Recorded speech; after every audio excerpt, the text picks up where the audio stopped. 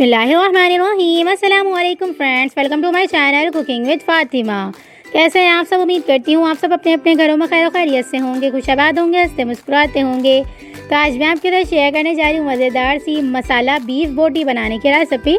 तो यह रेसिपी बहुत ही मज़ेदार सी, बहुत ही ज़्यादा डिलीशियस सी बनकर रेडी होती है। तो आप इस रेसिपी को एक बार मेरी रेसिपी से ईद पे ज़रूर से ट्राई करिएगा और मुझे अपना फीडबैक ज़रूर से दीजिएगा आपको यह रेसिपी कैसी लगी।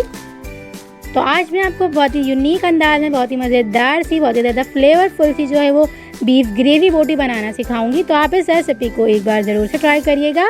तो चलें जी रेसिपी स्टार्ट करते हैं। हम हाफ केजी से कट किया हुआ गोश्त ले लेंगे। देख सकते हैं आप, मसाला बोटी बनाने के लिए जो है वो इस तरह की बोटियाँ ही कट की जाती हैं, यानी कि बिल्कुल छोटा कट जो है कर लिया जाता है बोटियों का। देख सकते हैं आप, 700 ग्राम के करीब मैंने गोश्त ले लिया है। तकरीबन भी 1 टेबल स्पून इसमें हम नमक शामिल कर देंगे और 1 टेबल स्पून इसमें हम कश्मीरी लाल मिर्च पाउडर ऐड कर देंगे। आप चाहें तो ऐड कर सकते हैं, नहीं तो सिंपल भी ऐड कर सकते हैं लाल मिर्च पाउडर।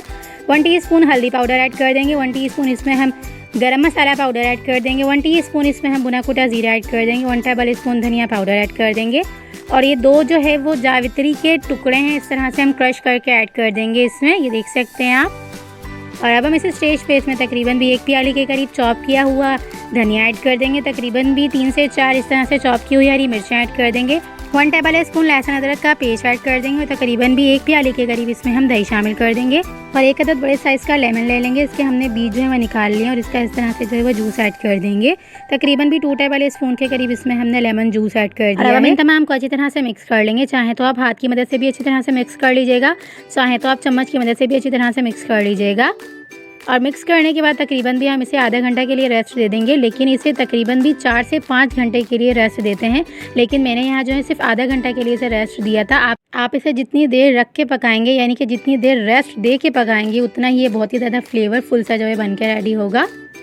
तो आधा घंटा हो चुका है और अब हम इसे फ्राई कर लेंगे। तो फ्राई करने के लिए हमने तकरीबन भी एक पैन के अंदर तकरीबन 1 प्याली के करीब इसमें तेल ऐड करने के बाद इस तरह से हम गोश्त शामिल कर देंगे तेल में और अच्छी तरह से कुक होने के लिए तकरीबन भी आधा से पौना घंटा के लिए इसे छोड़ देंगे बिल्कुल लो फ्लेम पे। और तकरीबन भी 2 से 3 गिलास इसमें हम पानी ऐड कर देंगे ताकि अच्छी तरह से गोश्त जो है वो गल जाए। आप अपने हिसाब से पानी रख लीजिएगा। और इसे हमने तकरीबन भी आधा से पौना घंटा के लिए इसे बिल्कुल लो फ्लेम पे अच्छी तरह से गलने के लिए छोड़ दिया था, ढक्कन ढक के, ताकि अगर आपको लगे कि गोश्त गलना आपका मुश्किल हो जाएगा तो जब हम मैरिनेट कर रहे होंगे तो उस स्टेज पर आप इसमें तकरीबन भी 1 टेबल स्पून के करीब इसमें हम कचरी पाउडर ऐड कर देंगे। और चाहें तो आप कच्चा पपीता भी ऐड कर सकते हैं गोश्त को गलाने के लिए। और इसे तकरीबन भी हमने 1 से 1.5 घंटा के लिए अच्छी तरह से कुक होने के लिए ढक्कन ढक के छोड़ देना है। और तकरीबन भी 5 से 10 मिनट हुए हैं और अब हम इस स्टेज पे इसमें तकरीबन भी 1 अदद जो है वो बड़ी इलायची ऐड कर देंगे। और तकरीबन भी इसके अंदर 1 मुट्ठी के करीब इसमें हम क्रश की हुई ब्राउन प्याज ऐड कर देंगे, यानी कि प्याज को मैंने अच्छी तरह से घर में ही फ्राई कर लिया था और इस तरह से हमने क्रश करके इसमें ऐड कर दिया है इस टाइम पे। और ढक्कन ढक के अच्छी तरह से कुक होने के लिए छोड़ देंगे। तकरीबन भी 40 से 45 मिनट के प्रोसेस में बिल्कुल लो फ्लेम पे अच्छी तरह से कुक करने के बाद ये देखें जी किस स्टेज पे आ चुका है गोश्त हमारा। देख सकते हैं आप कितने मज़ेदार सा जो है वो फ्लेवरफुल सा हमारा गोश्त बनकर रेडी हो चुका है, यानी कि मसाला ग्रेवी बोटी हमारी बहुत ही मज़ेदार सी बनकर रेडी हो चुकी है। देखें जी तेल कितनी अच्छी तरह से जो है वो ऊपर आ चुका है, यानी कि इसका मतलब है कि हमारा गोश्त जो है वो बहुत ही अच्छी तरह से कुक हो चुका है और मसाला भी अच्छी तरह से भुन चुका है। देख सकते हैं आप।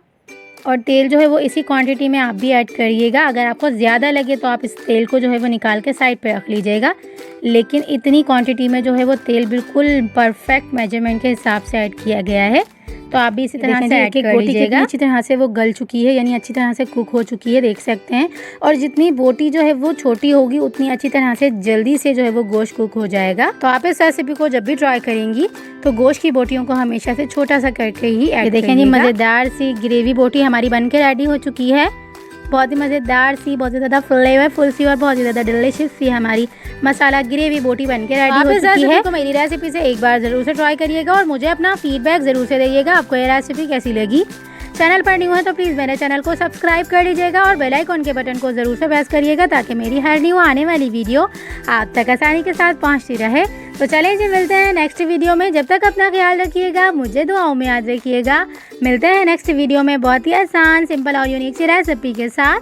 अल्लाह हाफिज़।